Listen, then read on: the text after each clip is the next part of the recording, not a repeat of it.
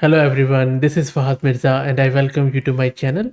In this video, I am going to show you how you can have limitless fun with AI by using this tool called as FacePoke. First, I'm going to show you how it works, how it looks like, and then we are going to install it locally so that you can enjoy it in your privacy at full throttle. This is a Hugging Face space where you can see or taste this tool. Let me first choose a portrait photo and then I think it is best described while we do it. Let me make it fit onto the screen. Okay, much better. And now just check this box. So make sure that you have a sort of a portrait photo and then let me go to this face with my mouse. Now you can close these eyes. You can just open them a little bit if you like. If you go to this mouth, you can make it open and then you can just do whatever you like in terms of my mouth. If I just hover here, you can rotate the face like this, down, up, and this is all happening with this my mouse. And then you can also go to these eyebrows and then you can just make them up. Okay, this is weird. Don't get any ideas. Now after you are done, you can simply download this.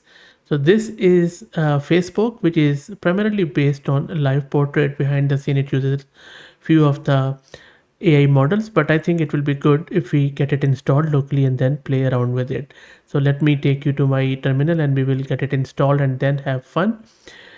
Before I do that, let me give a huge shout out to Master Compute who are sponsoring the VM and GPU for this video.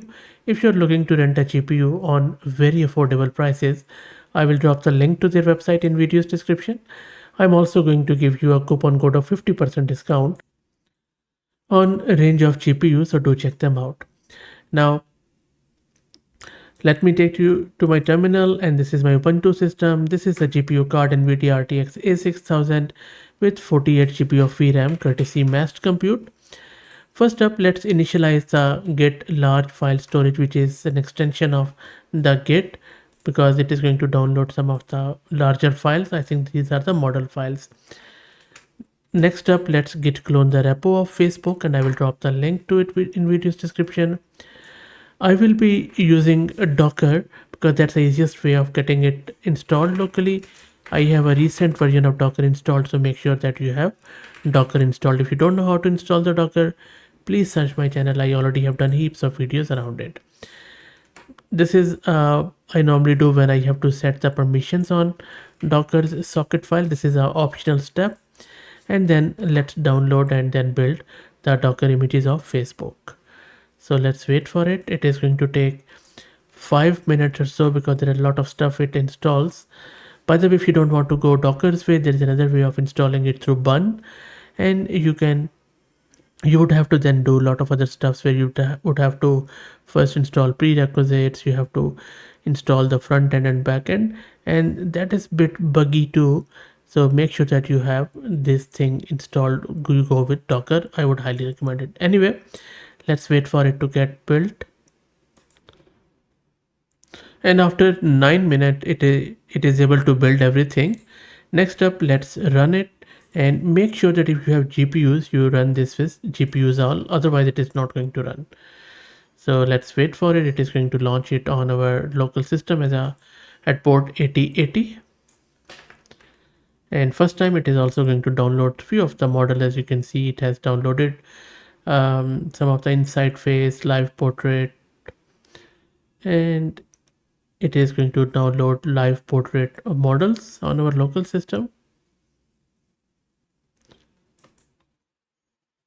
And you see that now it is downloading those, and this is why we installed that git lfs. Almost there. And there you go, now it is running on our port 8080. Let me open it. It is initializing and now you can choose your portrait photo. So maybe I'll go with any other photo. I'll just go with some AI stuff. Maybe I'll just select this one. Let's click on show face markers because it makes it easy. So I'm just hovering around it You see, I'm just moving it through the mouse. How cool is that? Let's just, looking at horizon with dreamy eyes. Maybe let's make the eyes a bit more dreamy, and then maybe let's make them bits wide open. Let's make the eyebrows more. Can't select the eyebrows. I think I can this one. Okay, yeah, this is better.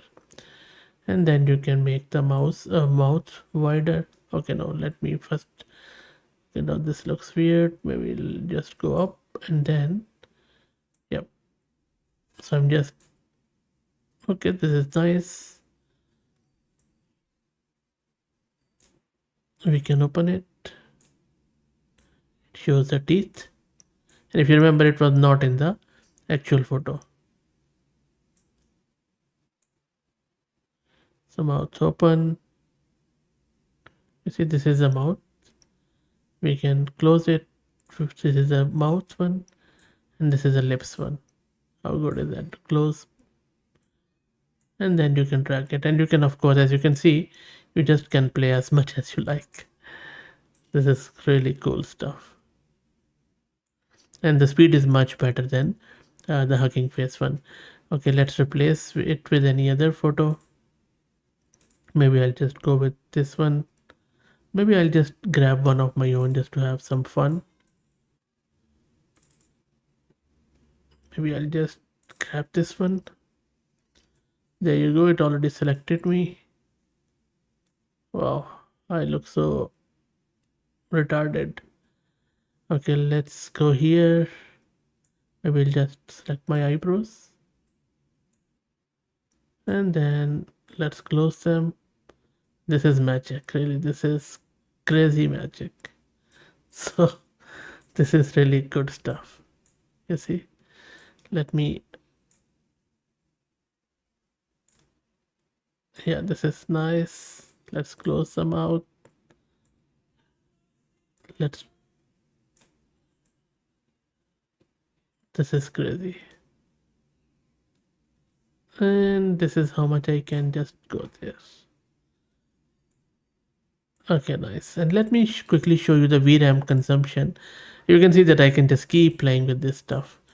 So let me say NVIDIA SMI, and it is consuming uh, not much really. You see, under 3 gig of VRAM, so you can easily run it on 4 gig of VRAM, easy.